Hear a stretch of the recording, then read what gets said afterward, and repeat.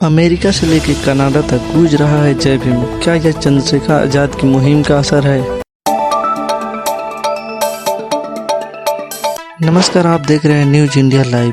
आज की बड़ी खबर सिर्फ भारत से ही नहीं बल्कि पूरी दुनिया से जुड़ी है, क्योंकि इस बार डॉक्टर भीमराव अम्बेडकर की जयंती पर ग्लोबल लेवल पर हलचल मचा दी है। अमेरिका से लेकर कनाडा तक हर जगह एक ही सबसे बड़ा संदेश दिया जा रहा है। 14 अप्रैल को डॉक्टर भीमराव अम्बेडकर की जयंती सिर्फ भारत में ही नहीं सीमित रहेगी, क्योंकि दुनिया के कई बड़े देशों में सामान्य दिवस के रूप में मनाने की तैयारी।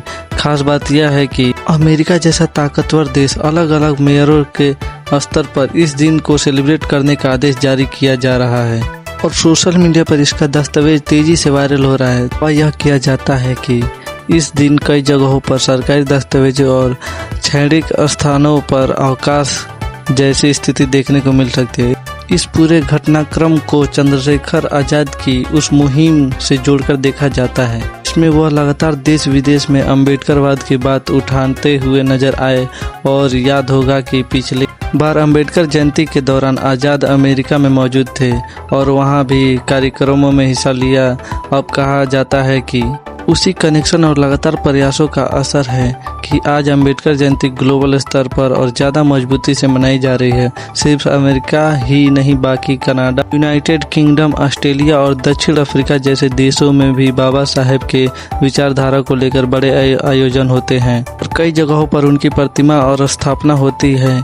इसी बीच भारत में भी मुद्दे पर राजनीतिक तेजी से हो गई। चंद्रशेखर आजाद ने संसद में 14 अप्रैल को राष्ट्रीय पर्व घोषित करने की मांग रखी है। उनका कहना है कि जिस व्यक्तित्व ने देश को संविधान दिया है, सामाजिक समानता का रास्ता दिखाया है, उस जयंती को और बड़े स्तर पर मनाया जाना चाहिए।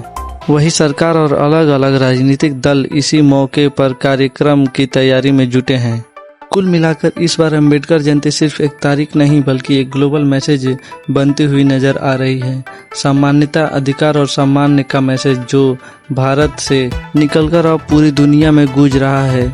देखना होगा कि क्या पूरा विपक्ष या यूं ही कहे कि पूरी राजनीति इस वक्त एक मंच पर आ गई है।